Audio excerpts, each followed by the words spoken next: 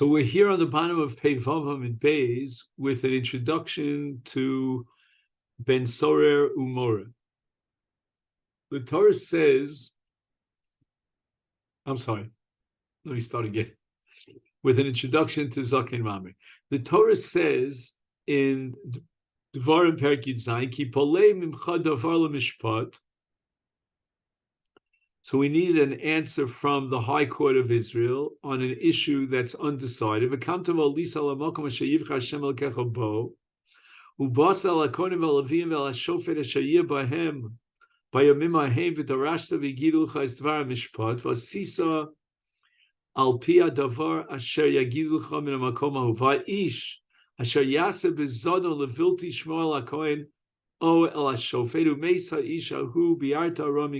Fine. So we have the parsha of Zaken Mam. The Mishnah says, Zaken Mamre al pi bezdin.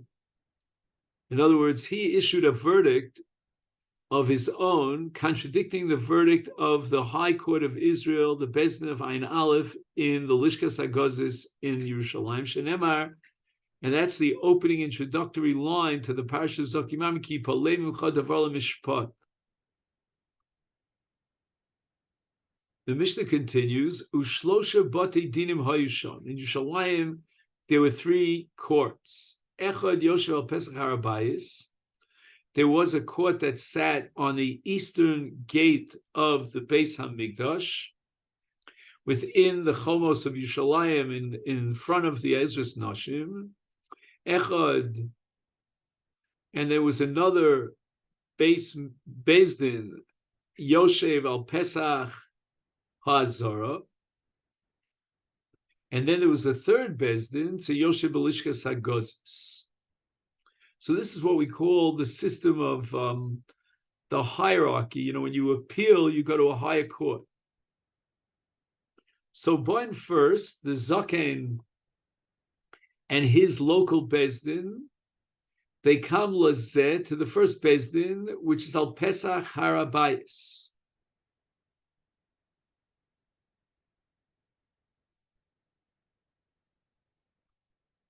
And then the Omer the Zaken says to the Bezdin, Kach dorashti v'kach darshu chaverai, Kach limadati v'kach limdu chaverai. So he presents the halacha that they are divided about,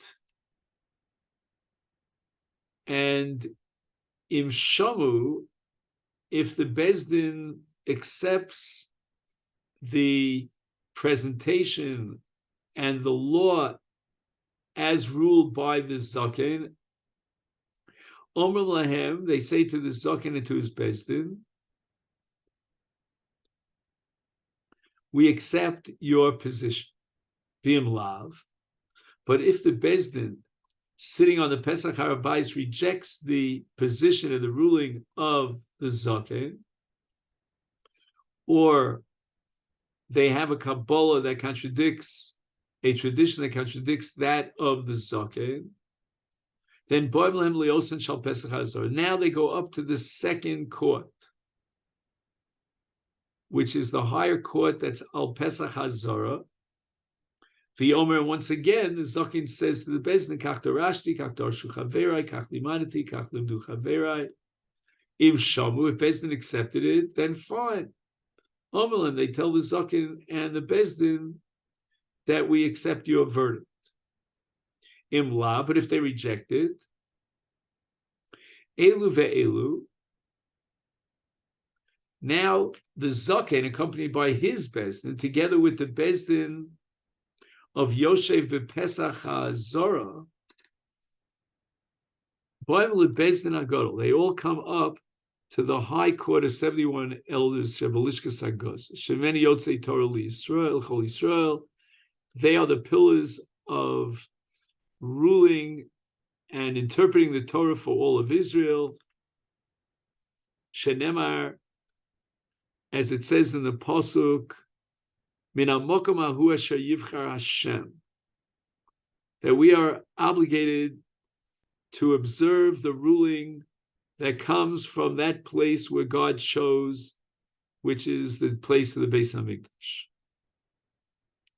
What happens now? Chazar le'iro.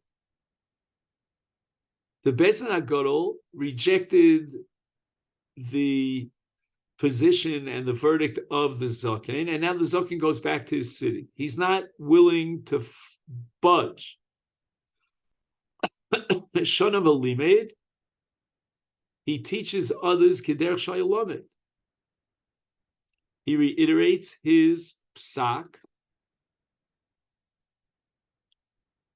but he doesn't tell them that extra step of what's called a hora lasos.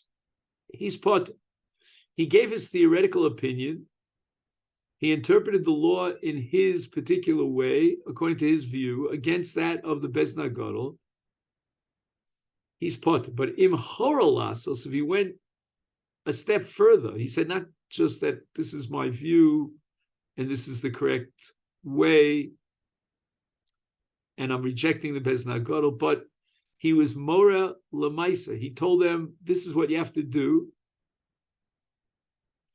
And it's against the view of the Beis Din HaGadol Shabushalayim Chayav. And again, the name of our parak is what? Elu Heina Nechnokev. He's Chayav Chenek. Shenemar Va'isha Shayase Bezodon. Umeisa Isha Hu. And it says the following. The emphasis here is on Yasa.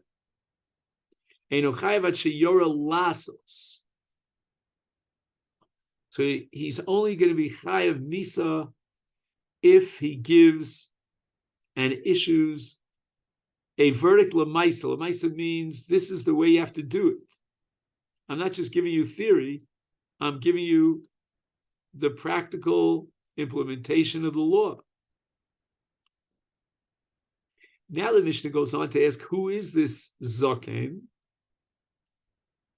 And the Mishnah is going to establish that he's a mumcha, that he's on such a level of knowledge that he should be sitting, or he's worthy to be sitting on the Beis Din HaGadol. Talmud. Okay, fine. You know what? He's a student. He's still in the state of what we call here in Israel stage. And the Masechet points out that he's less than 40 years old. And if he's less than 40 years old, he's not Roy Lahora. And this is a Gemara in Sota. On Daf Chav Beis and Beis, you'll see it here in footnote number Lamed Hey. HaTalmid Shu Pachos Me'abarim Shonu Mora Hora Nema Rabim Chalolim Ipila. He's not considered Roy Lahora, less than 40 years old. Shahora Lasos, and now this, let's say, 39-year-old man who's a great scholar goes back to his city and he's Mora Lasos against the Beis Din HaGadol B'Yerushalayim Potter. Why? Because he's not Roy for Hora. Now the Mishnah adds 3 words. V'nimtza chumro kulo. We were machmir by saying that he's not capable of hora because he's less than 40 years old, but that turns out to be a kula. It's going to save his life and spare him of the death penalty if he contravenes the ruling of the Beis Din HaGadol. So it's a chumra on one hand that he's denied the status of being able to be mora hora, but on the other hand, that's a kula because he's going to be left off the hook if he rebels against the Beis Din HaGadol. Now, why did the Mishnah feel compelled to add these last 3 words?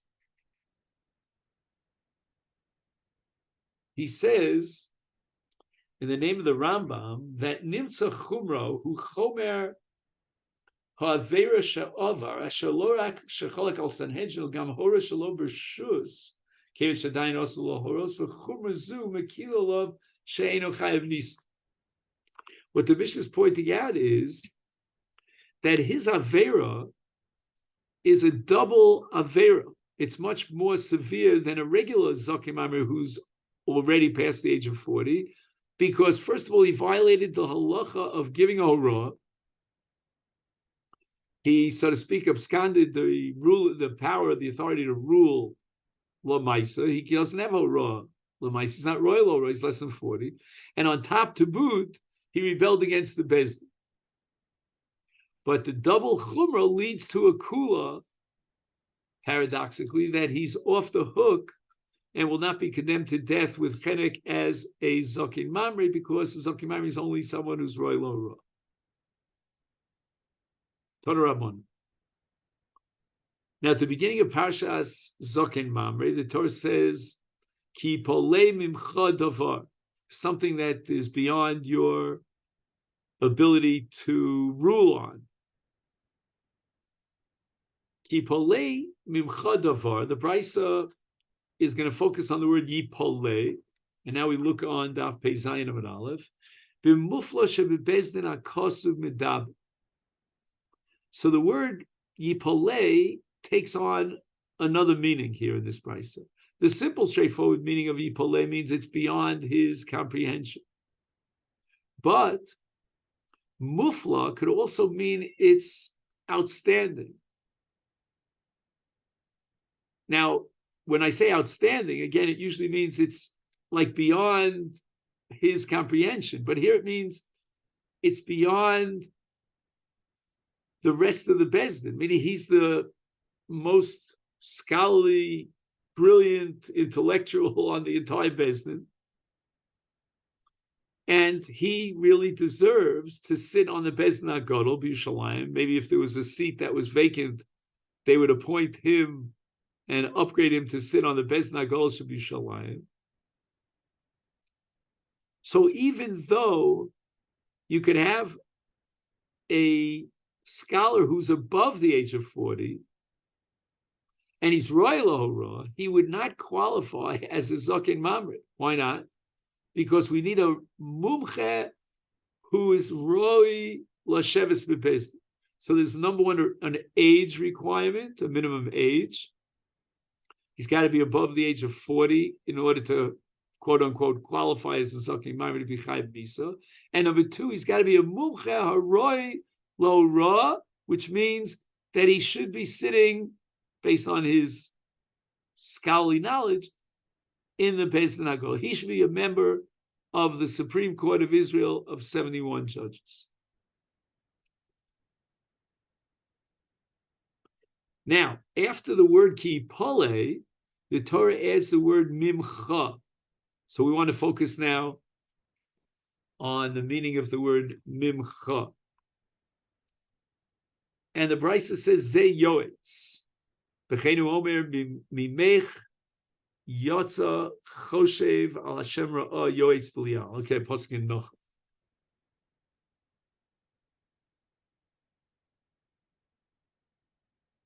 Now, the word yoetz here, which is the Brisa's interpretation of mimcha, is a reference to Ibur Shana, which means that every couple of years, Bezdin will determine that because of the discrepancy between the solar and the lunar year, the solar calendars, we have to add another month to our lunar calendar. And that's called Sod V'Eitzah. What does that mean? Yoetz means he's able to see beyond, very incisive and profound understanding of astronomy, of Ibur Shanim, to know how to be Kovea the Chadashim and the Shanim, so that this Zaken Mamre is now rejecting Bezdin HaGadol, the decision of the Bezdin HaGadol with regard to Ibur Shana. And that's called Yoetz. And the Brisa proves this from a pasuk in Noch. Now, I don't see anything in the pasuk in Nachum that indicates that the word Yoetz has something to do with Ibur Hashana per se.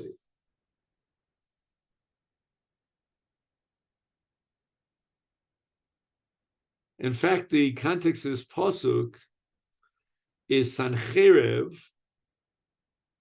who came from the city of Nineveh and wanted to destroy the Beis Hamikdash. He's called Yoetz Belial, Belial meaning evil.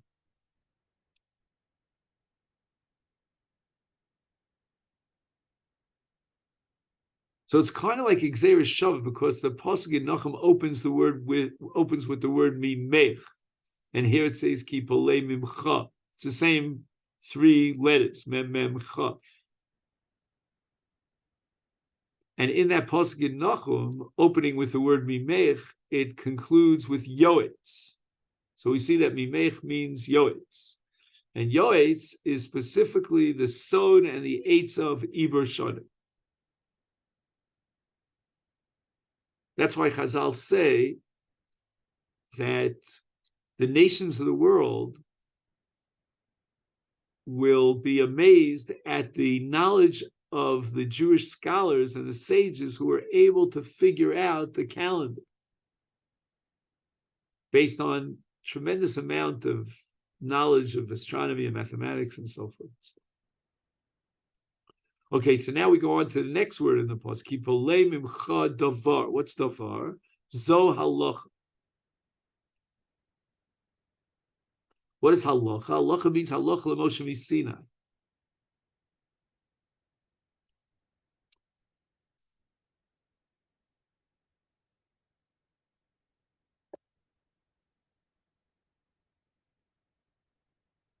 So I guess there's a havamina that maybe halacha l'Moshe miSinai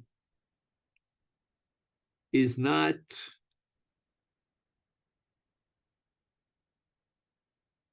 explicit in the Torah,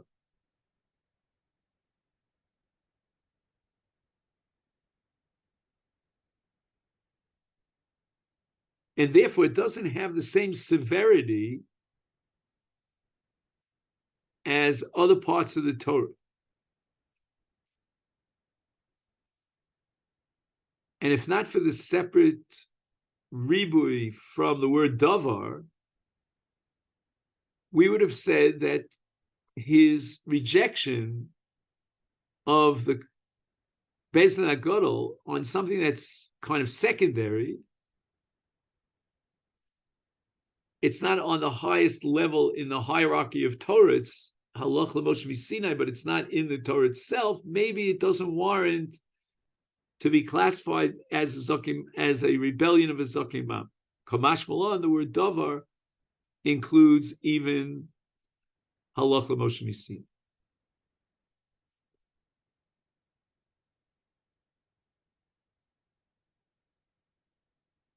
I guess the word davar here, as he indicates in the footnote, is miloshen dibur, which is halach l'Moshe miSinai. It's purely a transmission of dibur. There's nothing in the written Torah. Okay, ki polei mimcha davar la mishpat. La mishpat zeh hadin. What's din? So he quotes here. I'm not sure which Rashi this is. Let's just see. Oh yeah, it's the fourth line down from the top of the page in Rashi. Davar nilmad mi gzeira shav.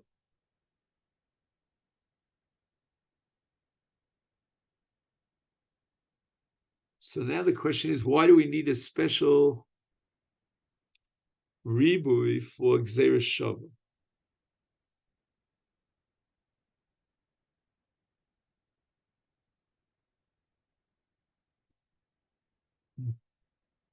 Can you help me out over here? Maybe you have something.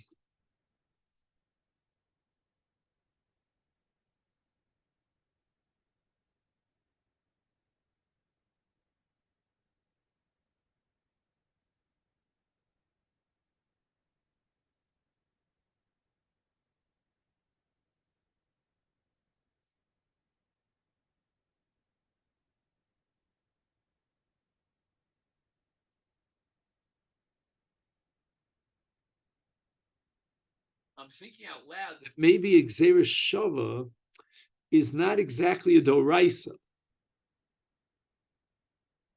although there's an allusion to the Torah by comparing two different parshios and deriving halachas from that comparison, but that's already far, far removed from the Torah itself. At least in the case of Halach L'Moshe Sinai, we have a din d'oraisa that was transmitted directly from the Ribbono Shel Olam straight to Moshe. But in the case of Gzeira Shava, where we have to create various analogies between different parshios based on diukim and the psukim, that's already far removed from the Torah itself. That's one step further removed. And for that, we need the special pasuk, the ribui of la mishpat. Then the Torah says, "Bein dam ledam, bein dam nida, v'dam leda, dam ziva."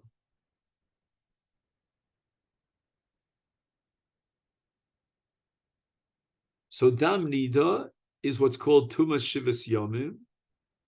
Dam leda means either 40 days or 80 days, all the different laws of a mother who gave birth to a baby boy, a baby girl. Dam ziva means during the 11 days between Nida and Nida, she saw 3 days consecutively. Now, what I'm not sure about, what exactly is the hora of the Bezdin, and what's the hora of the Zaken?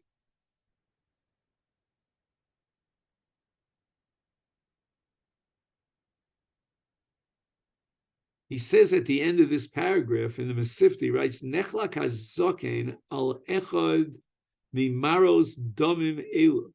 Wow. I was afraid to suggest this.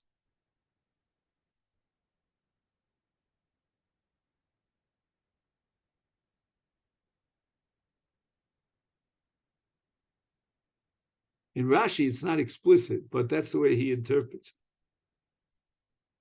Well, let's make a note of this.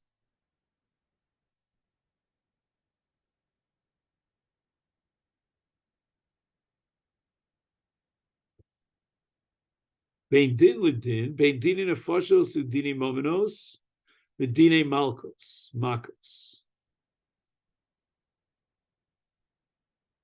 So there's someone who's accused of violating a crime for which he would get malchus, and there's a controversy amongst the dayanim as to whether or not we should condemn him and find him guilty for the chiyuv malchus. And the Bezdin issued one psak, the Zaken disagrees and issues his psak.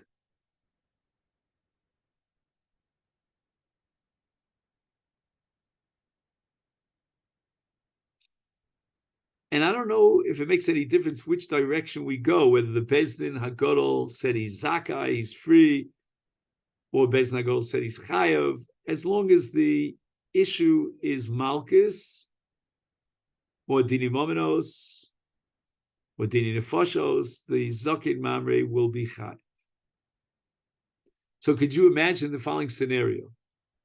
Ruvain is suing Shimon for damages to the cost of one pruta. And the Bezdin Hagadol issues, let's say, a psak that Shimon has to pay the one pruta to Ruvain. Comes along Zakin Mamre, says, no, Shimon, you don't have to pay. And the whole debate is about one pruta. And he's chayav misa, this Zakin. Bein nega lenega, bein nigei adam, nigei batim, nigei begadim. Right, we have 3 categories in the goyim. We have leprosy on the body, and we have a certain phenomenon of a nega in the bias, and then we have a third category of a phenomenon of nega in his begadim. And then the pasuk goes on to say, Divrei rivos b'sharecha. Let's see the pasuk. Yeah, Divrei rivos b'sharecha. Divrei, again, something that's connected to Dibur, is Elu Acharomim V'Arochim V'Agdeshos.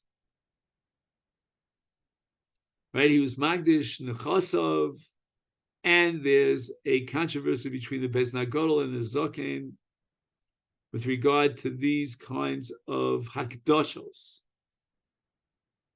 Charomim, Arochim, and Mekdeshos. Then it says Rivos, Zoashka Sota.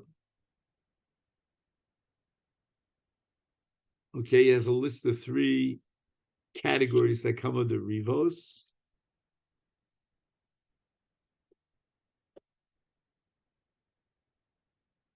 And there's a controversy once again between the Beis Nagodol and this Zoken regarding Hashkas Sota, whether she should drink, she shouldn't drink. Arifas Egla, right? We find a dead body between 2 cities, and we determine whether or not there should be an Arifas Egla, and the Zkanim will, of the closest city to the slain body, will have to bring this Egla Rufa, the whole ceremony with all its complexities. And there's a debate between the Beis Nagodol and this Zoken as to whether or not this qualifies as a case of Egla Rufa, V'taras Mitzora, and in turn. Now, wait a second. Why does it have to say Tzaras Mitzora when we had already Nigei Odom? 1 second. See if anybody points that out here.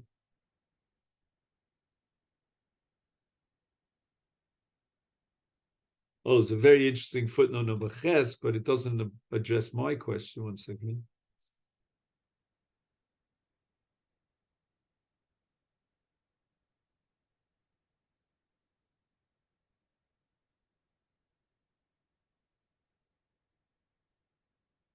So we'll have to leave my question. I'm going to have to assume it's going to come up in the Gemara, because this is Taras Mitzorah, is a repeat of what we had here in Nigei Adam. But he points out something else entirely, and that is, why do we derive these 3 cases from Divrei?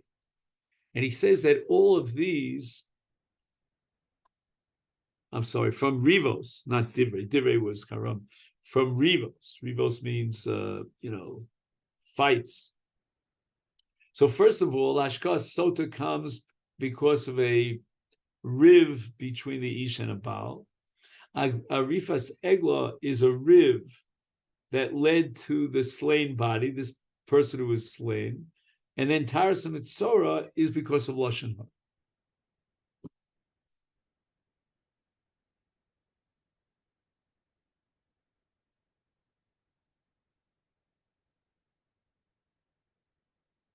Then it says Bisharecha. So leket shikro peya. These are matnas aniyim, matonas laniyim, that he has to leave in his field when he cuts his field, and that is Bisharecha.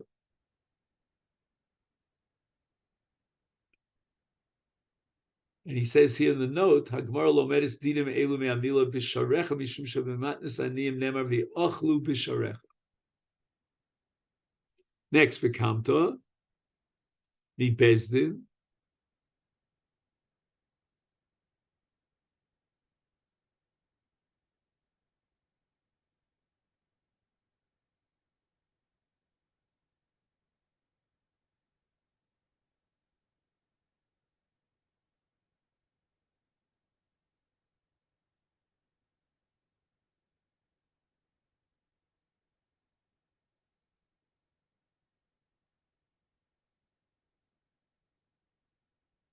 So what are we deriving from V'kamta?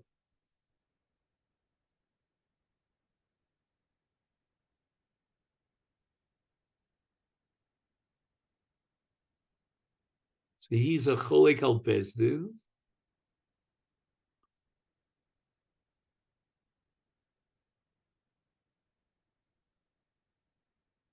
So Bezdin, he writes, Yoshvim Tomid b'mokom hakavua l'din b'chol ir.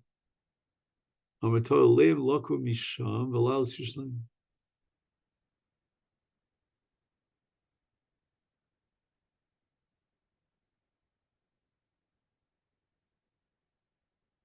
So when we describe a Bezdin, we describe them as Yoshvin, which means they're permanently set in the city. Every city has its own Bezdin.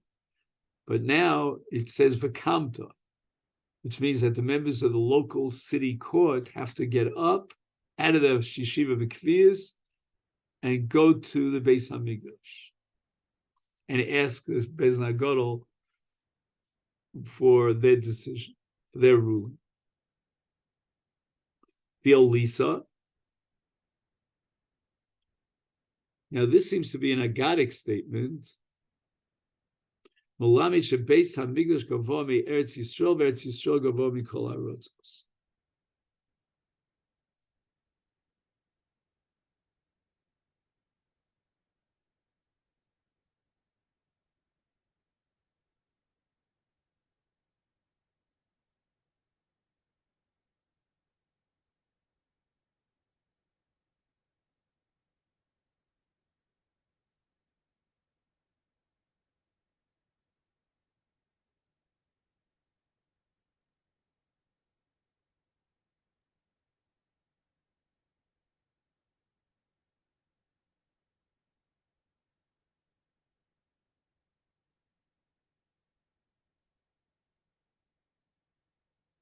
It just seems to be that this is an Agadic statement.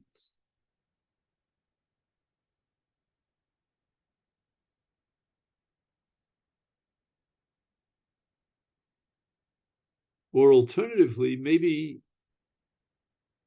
you might think that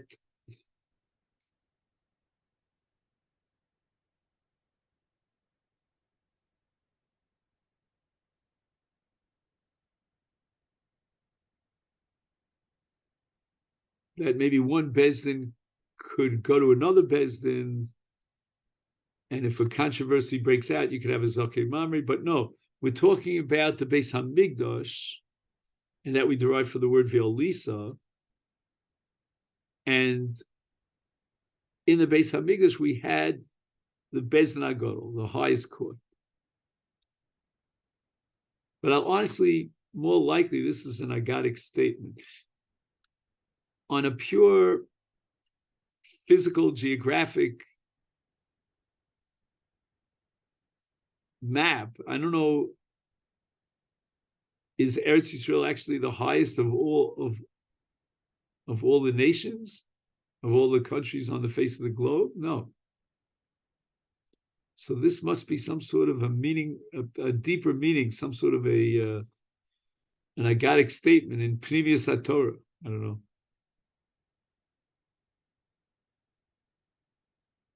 What would it mean to say about any country on the face of the globe that it's higher than other countries? Would it mean that they have mountains that climb higher, or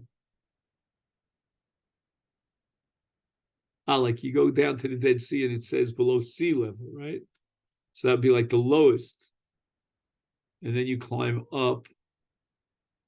So I don't know if it has anything to do with mountains necessarily. I doubt it.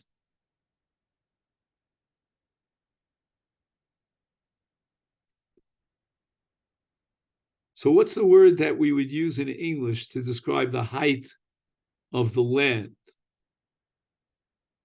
Can you help me out with my lack of expertise in the English language? What's the word I'm looking for?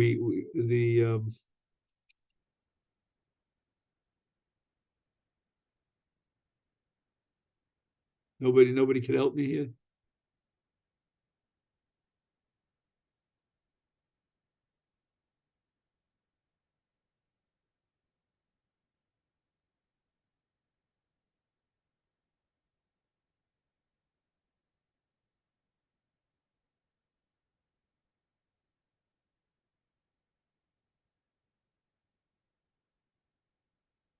Okay. Well, there's a word for that. Elevation. Elevation. Okay, thank you. I looked it up. I couldn't think of it. Yeah, elevation. Sometimes you don't hear a word for a certain amount of time. You can't remember the word. Although later on it pops into your head sometimes. But Yeah, elevation. Is there anything there that that just on it, topography, I guess you'd say, how do you determine the elevation? I mean, the earth is round, correct? I think we got rid of that old idea that the earth is flat. So what does elevation mean? It means like there's certain countries that are like on a mountain, so to speak. They're elevated. I mean, that's how I would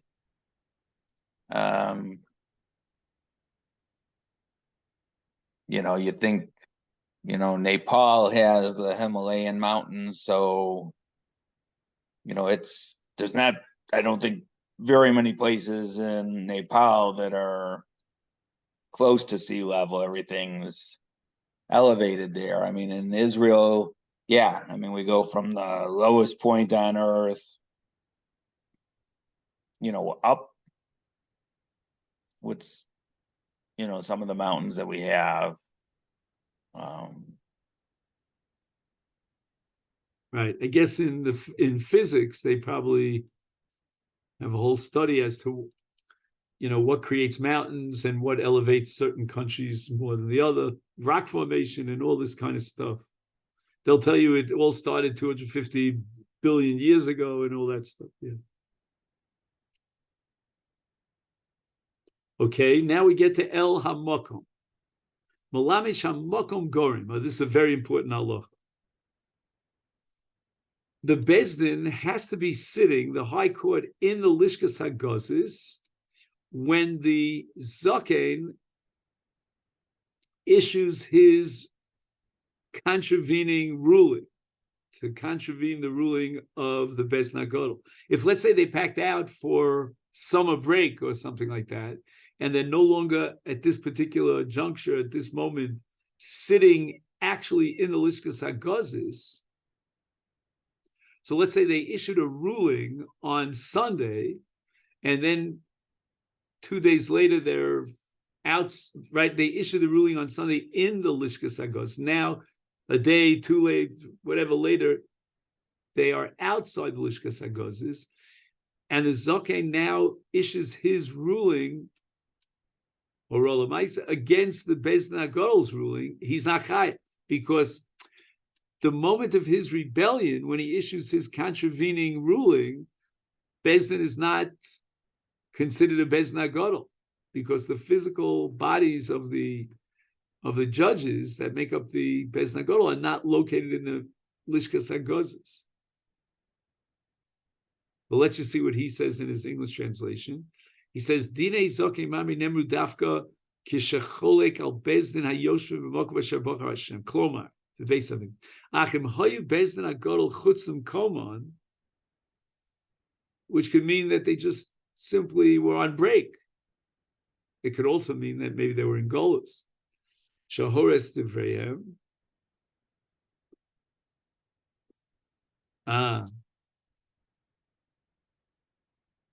So he says something different.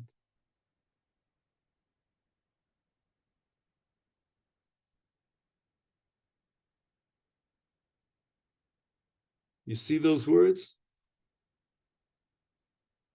Yeshahoru es divrehem.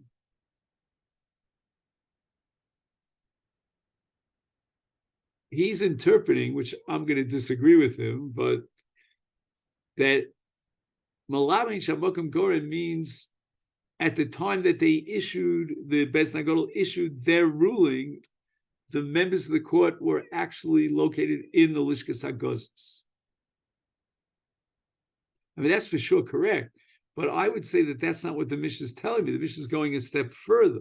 Even if they issued their ruling when they were in the Lishkas HaGozis, but at the time of the Hamra, of the rebellion on the part of the Zakimam, when he rejected them and asking against them, at that moment they were no longer sitting in the Lishkas HaGozis.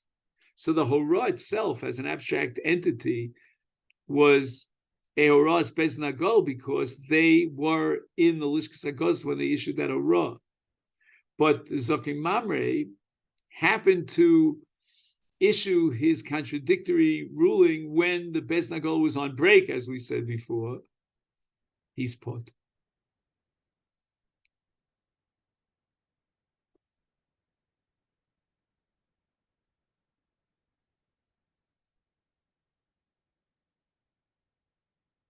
So let's just see if we can fit in another few lines, and then Bishlei, the Gemara says, Beis Hamikdash Gavah mi Eretz Yisrael d'chsivi al Lisa, Ela Eretz Yisrael Gavah mi kol haratzos minolet. How do we know that in the elevation, Eretz Yisrael is the highest elevation on the face of the earth?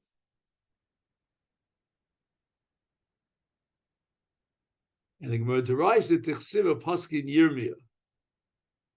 L'chein hinei yomim ba'im nu Hashem, Chai Hashem asher helas b'nei Yisrael me Eretz Mitzrayim, ki im Chai Hashem asher hela asher hevi zera Beis Yisrael me Eretz Tzafona. When we call our Ratzos asher yidachtim sham v'yoshval ad masa. So the word hela here is critical,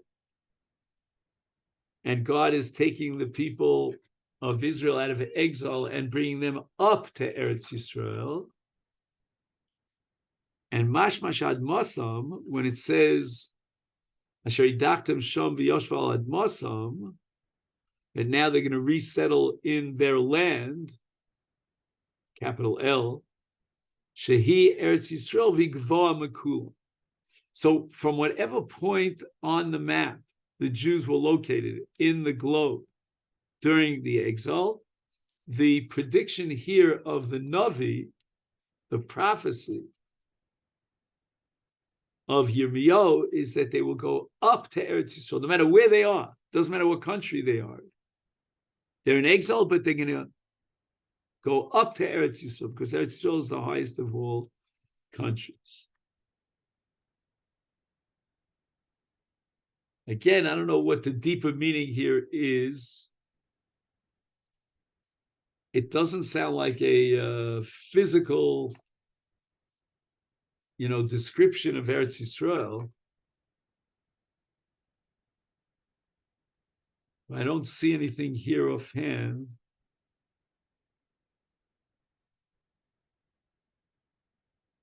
You see anything here?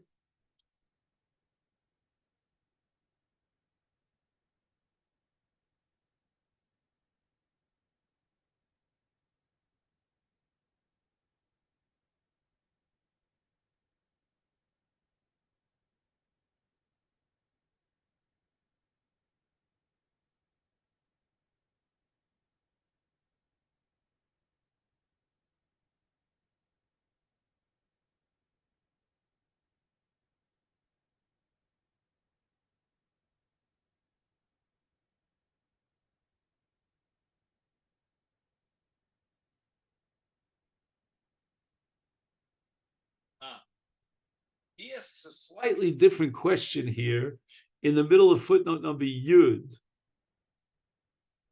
But maybe the answer that he'll give to his question will help us as well.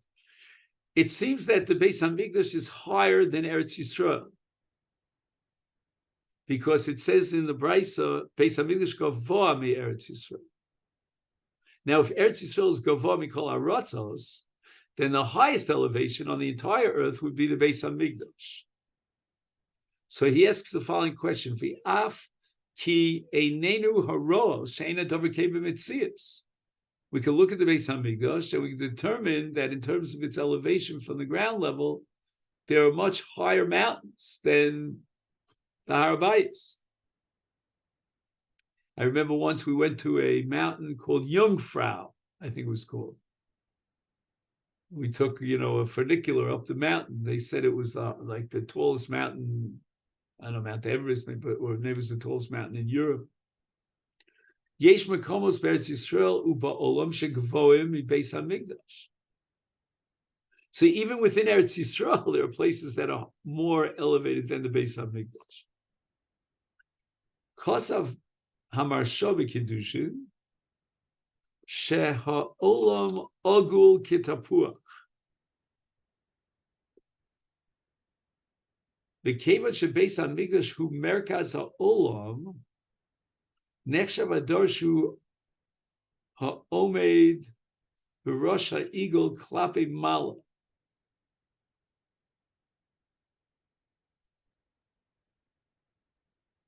V'chol hashar lamata b'menu. He's definitely answering our question. I just don't know what he's saying. I think he's saying that Eretz Yisrael and the Mikdash are in the center of the universe, or the center of the earth. And therefore, when you're in the center, you get some sort of perception, I think he's saying.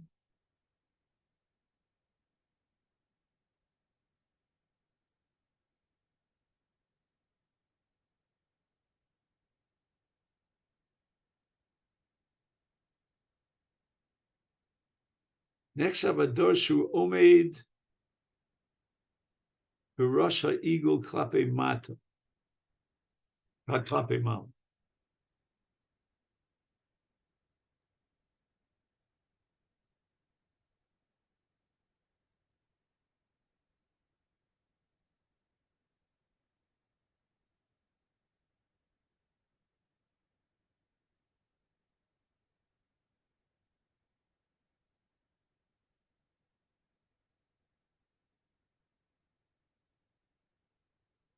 Anybody want to shed a light on this?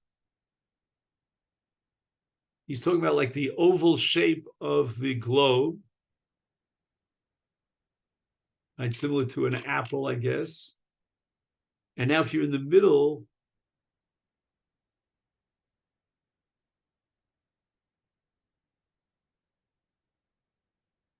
so it's what, it's like you're on the top of the apple. Nechshav adorshu ha'omed b'rosh ha'igul klape mal.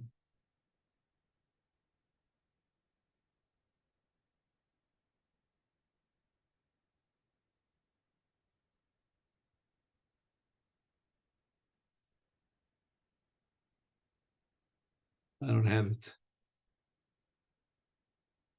Something to do with, yeah, go ahead, Steve. What do you say? I mean, the way that we think of the globe, North Pole, South Pole, wherever you are, if you're going to the North Pole, you're going up. Because that's the way that we've oriented the globe.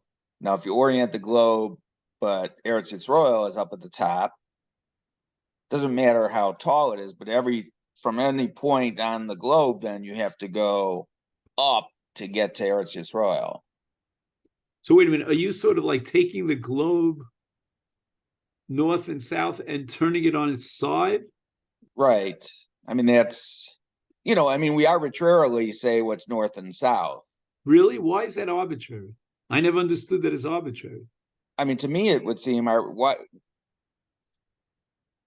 we may want to say, that there's this axis that goes through the globe and that's how it turns and such. And that's why we think these poles are the poles. Right. But I mean, in reality, if we just had a ball, we could turn that ball any way we want and say any point on that ball becomes, the topmost point. But wait a second, Steve, I'm very naive, so forgive me. But are you saying I'm going to make a sentence and you're telling me this is wrong? My sentence would say that the North Pole is always north of the South Pole. That's not true? I'm very naive. I'm telling you. No. I mean, I understand what you're saying, but meaning, true, you could take a round thing and you could always turn it. But it seems to me, again, in my very limited understanding, that it's always like this, and this is always the north, and this is always the south. But you're saying, no, it like rolls over or something? Or? Well, I don't know that it rolls over, but I mean, I guess it's the perspective that we're looking from, because obviously now from space, if we're looking at the Earth and we're looking at the North Pole being up on, the top, yeah, then everything seems to move towards the North Pole. But if we were, oriented in a different way, I would think that we could just as easily say that the South Pole is on top, or that Israel is on top, or any point on the globe, becomes our, because there's no, I don't think there's an external point of view that says, this is the way that we have to, orient our globe. No, but let's say I'm flying through space. Won't I see the south on the south and the north on the north? Or are you saying no? I might see it differently. Like if I'm flying, Right, let's say in a spaceship from this side, then I might see the North Pole on the bottom.